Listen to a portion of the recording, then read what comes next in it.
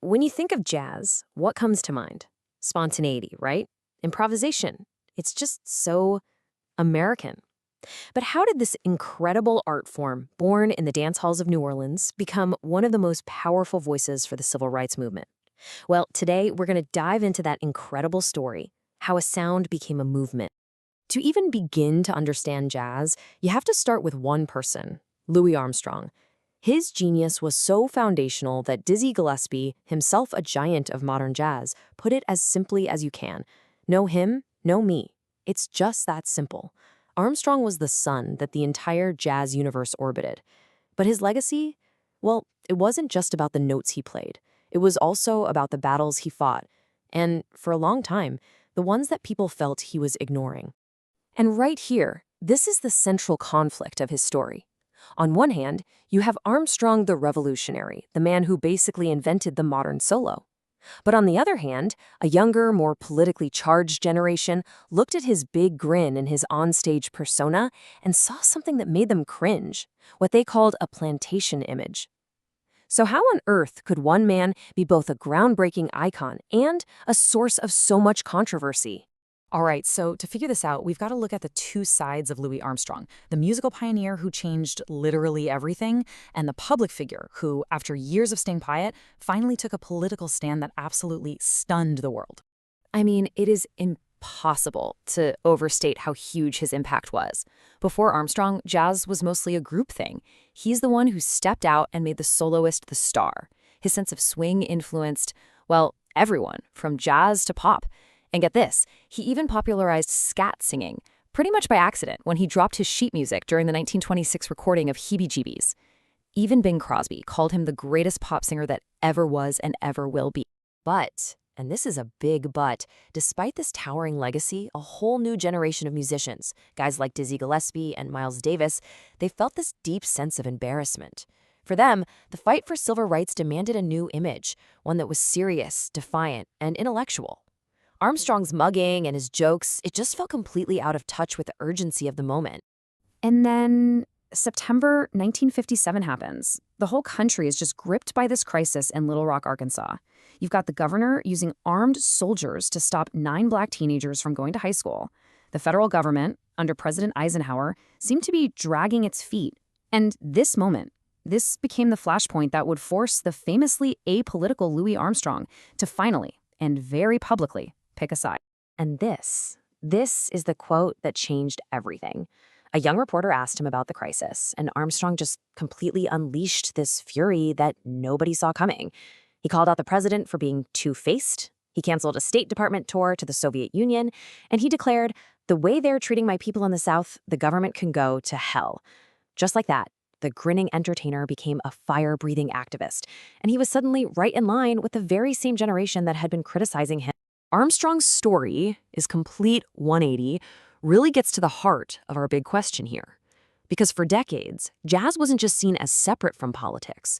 The leaders of the Black liberation struggle saw it as a huge problem, a liability. So what changed? How did this art form go from being a problem to a weapon? To get this, we gotta jump in the time machine and rewind to the early 20th century, back when the first major civil rights organizations were getting started. They had a very clear game plan, and believe me, jazz was not part of it.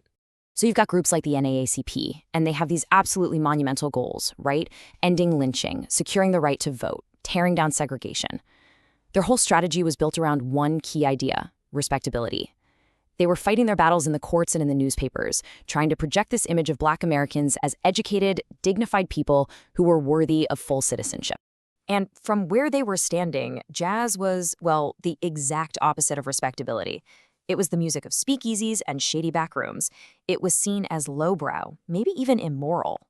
So far from being a tool for progress, they saw it as a cultural stain, something that just reinforced the worst stereotypes they were trying to fight.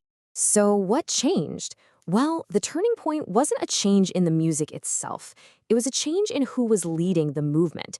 A new generation was coming up, and they had a completely different relationship with the sound of jazz. See, for this new generation of leaders, it was totally different. They came of age in big cities where jazz was everywhere. For them, it wasn't some distant, debauched sound they'd only heard about. It was the music they grew up with. It was the soundtrack of their lives. They didn't hear a liability. They heard their own experience. And this quote, this one from a young Roy Wilkins, who would go on to lead the NAACP for decades. Man, it just perfectly captures that aha moment. It's 1929, he's at a breakfast dance in Harlem, and he's just blown away. He sees black and white people hanging out, dancing together, not as stereotypes, but as people. He realized these places weren't just dance halls. They were these living, breathing examples of the integrated society they were all fighting for. And this timeline really shows you this was not an overnight thing. It was a slow, gradual embrace. I mean, when the NAACP was founded in 1911, jazz was barely a blip on the radar. But by 1929, the same year Wilkins had his big epiphany, the NAACP Women's Auxiliary decided to take a risk. They hosted a fundraiser with Duke Ellington, and guess what? It was a massive success. It was proof that jazz could be more than just a soundtrack. It could be a powerful tool to raise money and bring people together. Okay, so fast forward to the 50s and 60s. Jazz has now proven it can draw a crowd and raise some cash.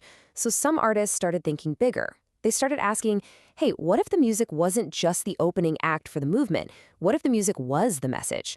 And this led to a totally brilliant new strategy. The strategy was essentially marketing protest. The whole idea was to take something people bought for fun, a jazz album, and turn it into a vehicle for radical political ideas. It was a way of smuggling the philosophies of the movement right into people's living rooms, into spaces that were usually all about escape and entertainment. And the prime example of this? You've got to look at drummer Max Roach's 1960 album, We Insist, Freedom Now Suite. I mean, look at that title. We Insist. That was a slogan pulled directly from the student sit-in protests that were happening all over the South. This wasn't subtle. It was a bold, unapologetic line drawn in the sand connecting jazz directly to the struggle on the streets. Yeah, there was no mistaking what this album was about. Critics got it immediately. One writer from Metronome magazine said the album was consciously using jazz as a weapon in the good fight. The music wasn't just reflecting the times anymore, it was now an active participant. But that begs a really important question, right? Were people ready for that? Did they want their music to be a weapon? Albums like Roach's created a huge debate. It forced everyone, fans, critics, and other musicians to ask, what's the role of an artist here? Is art supposed to be political? The battle lines were definitely being drawn. And that brings us to our last example, and honestly, it might just be the most brilliant one of all. If an album could be a weapon, then a musician's fame could be a platform for some seriously sharp satire. So picture this, it's 1964. The presidential election between Lyndon Johnson and Barry Goldwater is in full swing, and it's a really high-stakes race for the future of civil rights. And right in the middle of all of it, Dizzy Gillespie announces he's running for president. Now, of course, it was a joke, but it was also a deadly serious and incredibly clever way to talk about politics. And his platform, oh, it was just pure genius. He said if he won, he'd rename the White House the Blues House. His cabinet would be an all-star lineup of black artists. Duke Ellington as Secretary of State, Miles Davis running the CIA, can you imagine? And Ray Charles in charge of the Library of Congress. It was hilarious, sure, but the point was razor sharp. Why shouldn't the country be run by its greatest cultural minds? So, from Louis Armstrong's fiery outburst to Dizzy Gillespie's wild presidential run, the story of jazz and justice is really a story of transformation. It's about an art form discovering its political power. And it leaves us with a question that's just as real today as it was back then. When art becomes activism, when a song becomes a statement, who really has the power to shut it down?